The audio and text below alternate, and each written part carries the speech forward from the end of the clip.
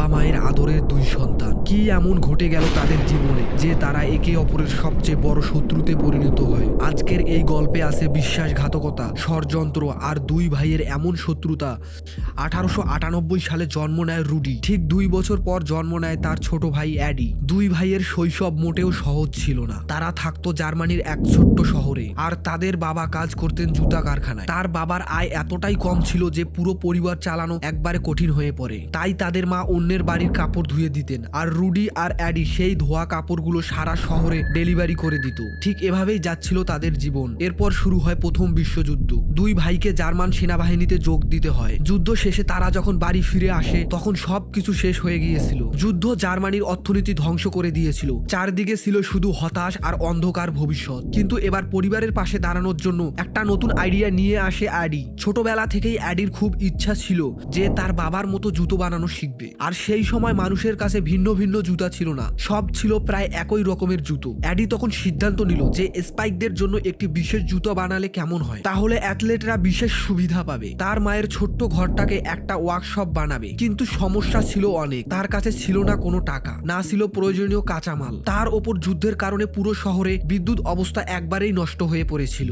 জুতা বানানোর উপকরণ কিনতে না পেরে সে দিনের পর দিন পুরো যুদ্ধক্ষেত্রে ঘুরে বেড়াতে থাকতো। সে এমন কিছু খুঁজতো যেগুলো ব্যবহার করে সে জুতা বানাইতে পারে। সেনাদের হেলমেট থেকে চামড়ার টুকরা, ভাঙ্গা প্যারাশুটের দড়ি, যা কিছু পাওয়া যেত সে সবকিছু দিয়ে জুতা বানাতো। এই অদ্ভুত উপায়ে বানানো জুতাগুলো ছিল খুব টেকসই, যার কারণে খুব অল্প সময়ের মধ্যেই শহরের মানুষের মধ্যে এই জুতাটা খুব জনপ্রিয় হয়ে ওঠে। আর এভাবে অ্যাডি জুতা বানাতেই থাকে। আর অ্যাডির ভাই রুডি সিদ্ধান্ত নেয় তার চাকরি ছেড়ে অ্যাডি এর সঙ্গে কাজ করবে। অ্যাডির দায়িত্ব ছিল জুতা বানানো, আর রুডির দায়িত্ব ছিল জুতাগুলো বিক্রি করার। এভাবেই দুই ভাই জুতা উৎপন্ন করত আর বাজারে বিক্রি করত। দুই ভাই একসঙ্গে কাজ শুরু করলো। দেখে মনে হচ্ছিল তারা সত্যিই এক দুর্দান্ত টিম। 1924 সালে তারা অফিসিয়ালি শুরু করে ডাসলার ব্রাদার স্পট শু ফ্যাক্টরি। আর অল্প সময়ের মধ্যে বিক্রি দ্রুত বাড়তে থাকে। তারপর তারা একটি বড় কারখানায় চলে যায়। সেখানে ছিল ভালো যন্ত্রপাতি আর বেশি কর্মচারী। ব্যবসা ভালোই চলছিল। অ্যাডি জুতার মান আরো উন্নত করছিল, আর রুডি একের পর এক সব জুতা বিক্রি করে দিচ্ছিল। আর এভাবে তারা বিভিন্ন অলিম্পিকে তারা তাদের বিজ্ঞাপন চালিয়ে যাচ্ছিল। ব্যবসার চাপ যতই বাড়ছিল ততই বাড়ছিল দুই ভাইয়ের দ্বন্দ্ব।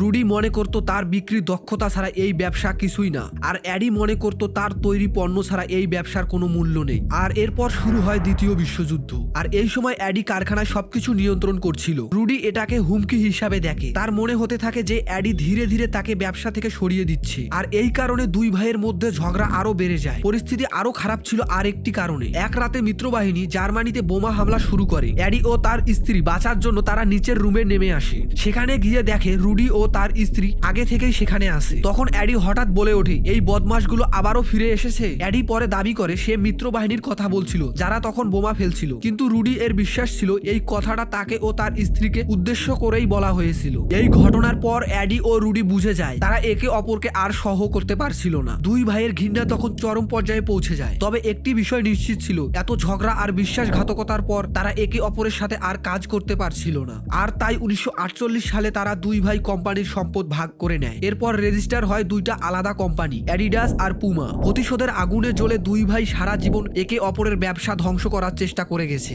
একটা কোম্পানিকে দুই ভাগে ভাগ করা একদম সহজ ছিল না। কর্মচারীরাও ঠিক করতে পারছিল না যে তারা কোন কোম্পানিতে যাবে। কিন্তু এর থেকে সবচেয়ে বড় প্রভাব পড়ে তাদের ছোট্ট শহরটা। এই শহরের মাঝখান দিয়ে একটি নদী ভাগ করা ছিল। ভাইরা আলাদা হওয়ার পর নদীর এক পাশে দাঁড়ায় অ্যাডিডাস আর নদীর অন্য পাশে দাঁড়ায় পুমা। সেই দিন থেকেই এই ছোট্ট শহরটা চিরকালের জন্য দুই ভাগে বিভক্ত হয়ে যায়। এই ভিডিওতে আমি এই বিষয়টা খুব সংক্ষেপে তুলে ধরেছি। যদি তোমরা এই বিষয় নিয়ে পুরো ডিটেলসে একটি সম্পূর্ণ ভিডিও দেখতে চাও তাহলে অবশ্যই কমেন্ট করে জানাও। আর সামনে আমি কোন বিষয় নিয়ে ভিডিও বানালে তোমাদের ভালো লাগবে সেটি কমেন্টে লিখে দিও। তোমাদের সাপোর্ট আর মতামত আমাকে আরো ভালো কন্টেন্ট বানাতে অনুপ্রাণিত করে।